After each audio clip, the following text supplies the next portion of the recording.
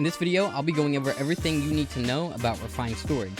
I'm Avo, and let's get into the video. Alright, so let's go ahead and jump in, and this kind of goes from least complex over to more complex. You can get even more complex than this, I'm sure, when you start combining this with other mods and stuff, but I'm just going to kind of show you the basics in this video. And let's go ahead and start with the basic setup, and I did have a sign here, but this is my 400th take of this video, so the sign is gone. So with the basic setup, let's just go over what this is real quick. This is the grid itself. This is powered by the controller, and the controller is powered using the Mechanism Basic Universal Cable and the Mechanism Advanced Solar Generator. Full transparency, since I am running all of this on this one system here, I am using a creative energy cube just to supply infinite power, because obviously these aren't going to supply enough power for all the machines, but if you have just a regular setup, then those should supply the power.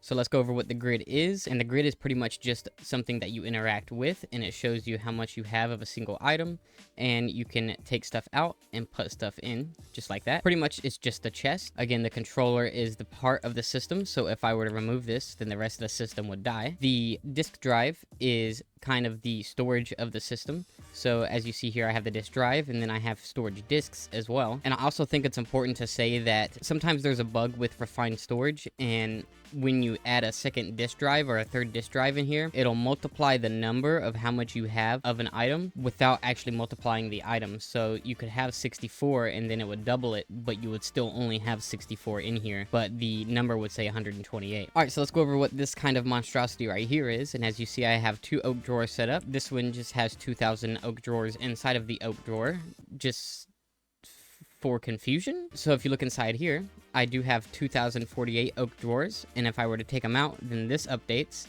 and then I can just put them back in just like that. And what this top one is, it demonstrates how the importer works. So the importer works just by importing from the block that you put storage in. So it could be an oak drawer, or it could be a chest or whatever, but the importer will take from the block and move it over into the system. The exporter does the opposite. So if I were to get an exporter, okay, now I have an exporter set up, and sometimes when you go to set up an exporter, you're gonna need to change the direction of it. So to do this, you're just gonna need a wrench. Refined storage has its own wrench, which is right here. So you can use refined storage wrench, or some of these other wrenches will work, like this one right here as well.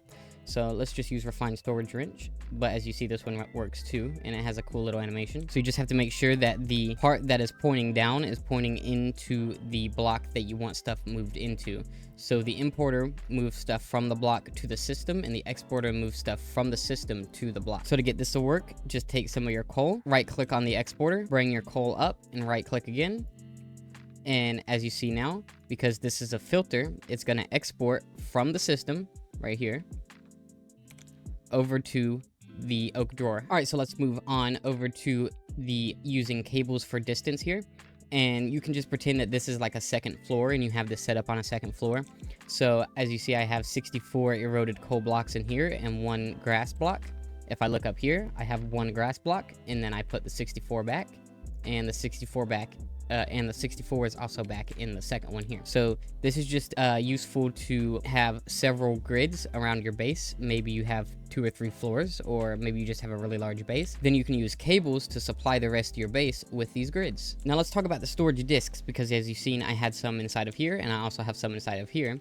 And obviously you do need storage disks to actually store stuff in your system, but there's actually quite a bit of storage disks. So you have 1K all the way up to 64K storage disks from the regular refined storage mod, and then you have 64K all the way up to 4096 for the fluid storage disk, which we'll get to here in a second. But if you have the extra disks mod, which is an add-on for refined storage, then you can go up to 256 and even more. All right, so let's talk about the crafting grid here. The crafting grid is pretty much just the same as the regular grid. It just adds a crafting table grid inside of the regular grid as well. So as this one only has the inventory, this one also has crafting. So I guess this is also a good time to talk about these boxes right here, and it just lets you customize how this is sorted and what the UI looks like as well. So this right here is a size, so you can go to small, medium, large, like myself, or stretch, or you can have this JEI synchronized, so when you type here,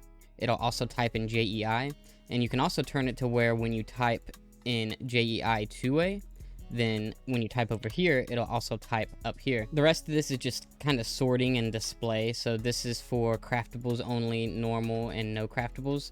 So I'll show you what craftables are in a little bit, but this is just for sorting, and this is also for sorting. And then this is where you can make it where you can turn it on using redstone, or you can turn it off using redstone. So only work without redstone signal, or only work with a redstone signal. All right, so let's go ahead and talk about the fluid grid. And the fluid grid is basically the same as the rest of the grids, but instead of holding regular items, such as this right here, it'll hold fluid instead. So let me put some items inside of here. This is holding regular items, and this right here is holding fluid. So you will need a special fluid storage disk for this, and as you see, I have a regular storage disk in here as well. This is useful if you have a mod maybe that uses a specific type of fluid. Then you can have that fluid export using maybe the exporter over there. You can have that fluid export into whatever machine accepts it, or it could just be a convenient way to store all your fluids. Now, you will need a bucket to actually retrieve the stuff from the grid. So as you see right here, I have butane gas from ChemLab, and right there is where it is. And say I want to take this water, then you have to have a bucket in your inventory. If you don't have a bucket at all, I'll remove both of these. It won't let you take the fluid out. Next up, let's talk about the portable grid and the wireless crafting grid. And so the portable grid basically works just like a backpack. You can place it down if you want to. You can charge it inside of here, or any other mod that allows you to charge things. Or you can also place it down and charge it as well. Obviously, I'm using the basic universal cables from Mechanism, but whatever cable will connect to this will charge it. And how this works is basically it's just a backpack, except it's in your hand. And you will need a storage disk to go right here. So if I were to come over here and grab this storage disk and place it up here, as you see, everything that was in that storage disk is now here. And so long as this has power and this has storage, you're able to use this. But once this runs out of power, you are no longer able to use it, and you'll have to either place it back down for it to get power, or you'll have to put it back inside of here for it to get power. Now, the wireless crafting grid is pretty much the same thing, but instead of it being its own system, only using one card, it's actually attached to a system, and you can view that system's inventory. So as you see right now, it says network not found. But if I were to make myself a wireless transmitter, and then come over and shift right click on the wireless transmitter, and then it says the wireless crafting grid is out of energy. So just like the portable grid, just place this inside of anything that provides other items power. And as you see right here, I have blocks of diamonds and infinity range boosters. And if we look inside this system here, blocks of diamonds and infinity range boosters. So it just allows you to view your home network instead of having a whole new network. Now keep in mind that you do need the wireless transmitter, and the wireless transmitter does not have an infinite range unless you have the RS Infinity Booster add-on for refined storage. So as you see here, I have the dimension card, and what that does is it just lets you go through another dimension and use the crafting grid. And I also have the infinite range booster, and obviously this just lets you go anywhere you want, and you'll still be able to access your system. Now, if you have any issues with the infinite range booster, it's a good idea to chunk load the chunk the system is inside. So if you've been running into any issues with accessing your inventory while you're super far away, try chunk loading the chunk first. Another thing is, if you don't have the infinity range booster mod installed, then the default range is 16 blocks. Now you can equip range upgrades into the wireless transmitter, and it takes 4. It'll increase the range by 8 blocks per range upgrade for a maximum of 48 blocks without the RS Infinity Booster mod. Now, speaking of wirelessness, if you don't actually want to use cables for your base, then what you can do is actually just set up a network transmitter and a network receiver, and then craft yourself a network card. And once you have a network card, set up your network receiver and then your crafting grid touching one of the sides of the network receiver. Shift right click on the network receiver and then bring it back over to the network transmitter. Place it inside of there, and using the power of unicorn farts and black magic, this is powered all by itself, so it doesn't actually require any power. As you see, it's not powered at all. That goes over there, and it's not powered whatsoever. So this network receiver actually powers your whole system, and you don't need another controller. Now, the maximum range for the network transmitter and the network receiver is a maximum of 305 blocks. Chunk loading doesn't seem to affect this, so even if you go farther than 305 blocks but chunk load one or both chunks that your system is in, it doesn't seem to necessarily affect it, so the maximum seems to be 305 blocks. Now let's talk about the storage monitor and the disk manipulator real quick. And basically what the storage monitor is it monitors your storage. So as you see right here, I have 64 diamond blocks, and if I take them out, it says that I have 0. If I put them back in, it says that I have 64 again.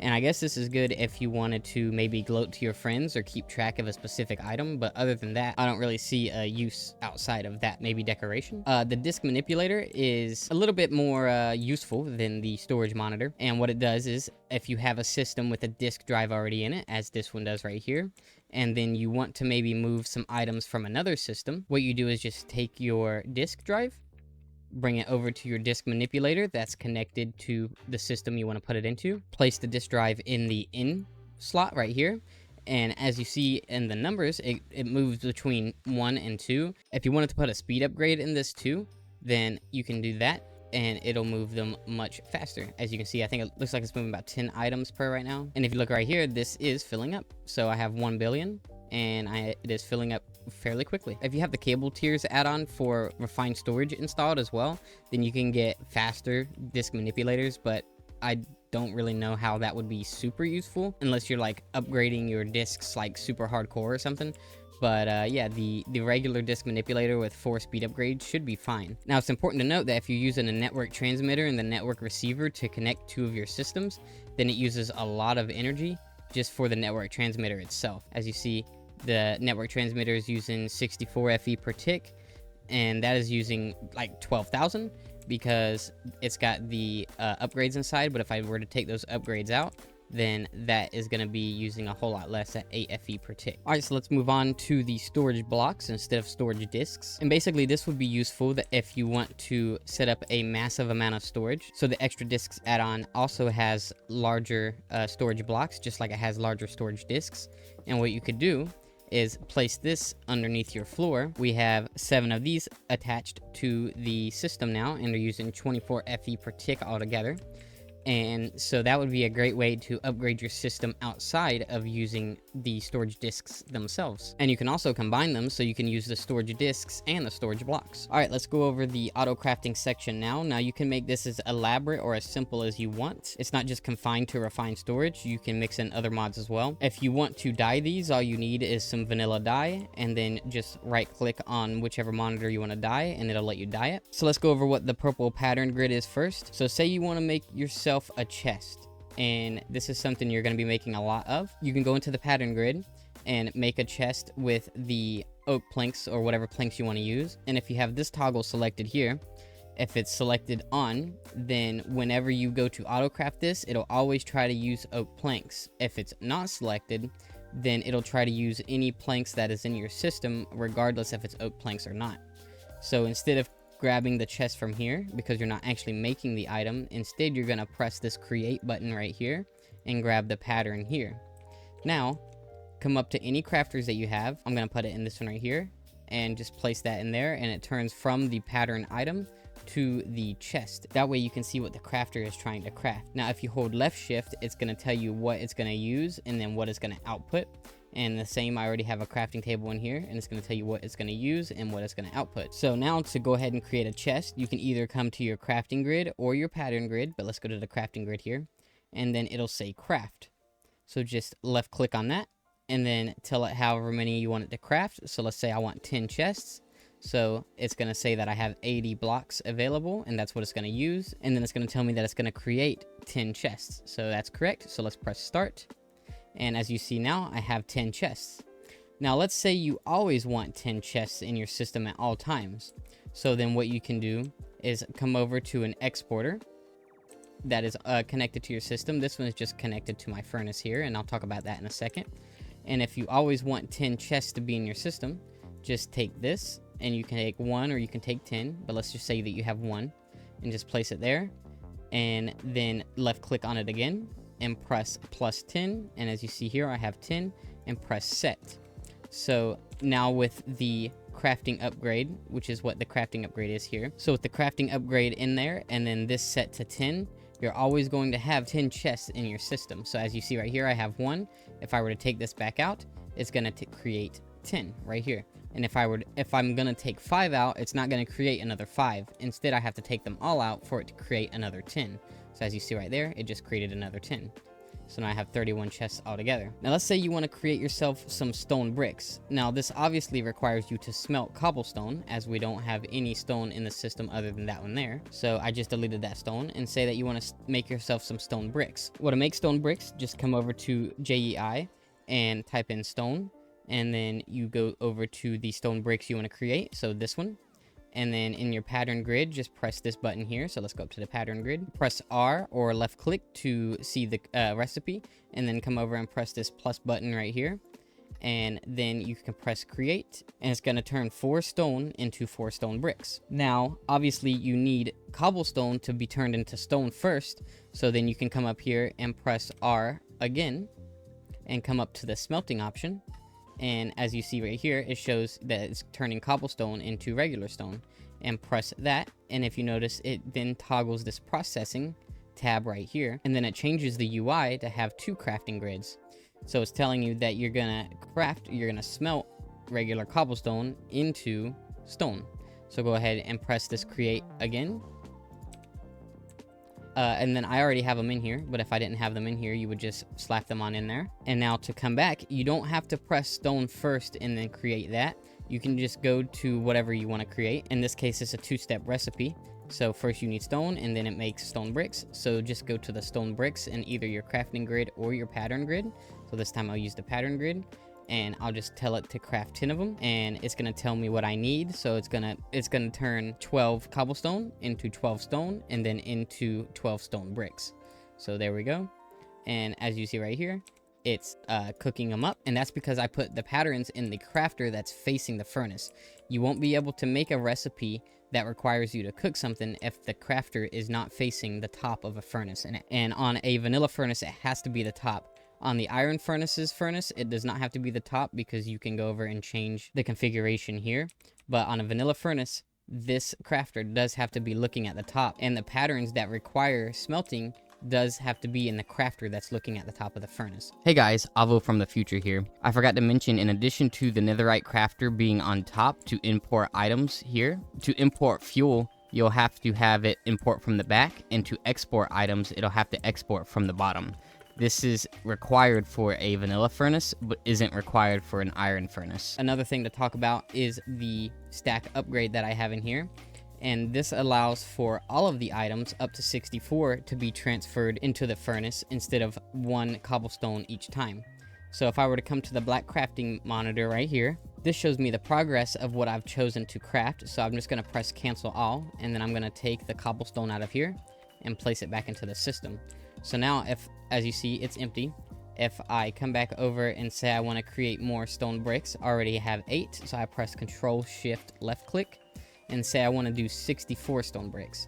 Press start again. And then with that stack upgrade in the exporter there, it moves the entire stack of cobblestone into the furnace instead of just 1 at a time. So now we've gone over the crafting upgrade, we've gone over the stack upgrade. Let's go over the regulator upgrade. And the regulator upgrade just tells the furnace, or whatever block it's going into, how much of an item to push in. So in this case, I'm telling it to push in only 10 coal. But if I wanted to push in 20 coal, then I would have the regulator upgrade equipped and just tell it to push in 20 coal, just like before.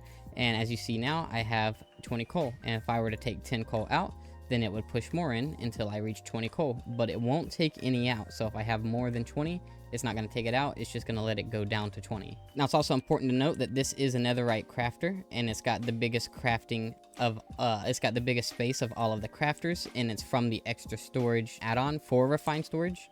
But the regular crafter will work just the same. You may just need more of them attached to your system to get the same effect if you're going to be using a lot of patterns. Okay, so we talked about the pattern grid, and this is just used to create patterns. We've talked about the fluid grid. This is just used to hold fluids. We've talked about the crafting grid. This is used to take stuff out and put stuff back in, and also to craft.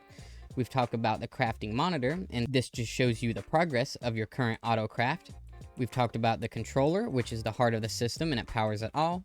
We've talked about the disk drive, and this holds storage disks so that your system can actually store stuff. And we've talked about the crafters, and these hold patterns for you to be able to auto-craft things. Now, there's a couple more things that I want to talk about before I go. But before I get to those, I just want to remind you guys to go ahead and like and subscribe if you actually did like and if you want to subscribe, because YouTube tells me that I have to do that. Otherwise, I'll be poor for the rest of my life. Now, let's go ahead and get into the next thing that I want to talk about. All right, so the last thing I wanted to talk about is the Constructor and the Destructor, and these are actually pretty cool. And basically how this works is this places a block, and then this breaks a block, and then these also take speed upgrades, and then the Destructor will take Silk Touch upgrade, the Fortune upgrade, it goes up to Fortune 3, and the speed upgrade. So let's say we want Fortune 3 and speed in there. So what you can do is place a bunch of lapis lazuli or whatever that you already have in your system, and then if you want that to be broken automatically using your system, then you would just add one into there. It'll start placing it and then automatically start breaking it. And if you look inside of here, we're decreasing in the lapis lazuli ore, and we're increasing in the lapis lazuli in the lapis item. All right, guys, if you enjoyed this video, please leave a like, a subscribe. I'm Avo, and I'll see you in the next one.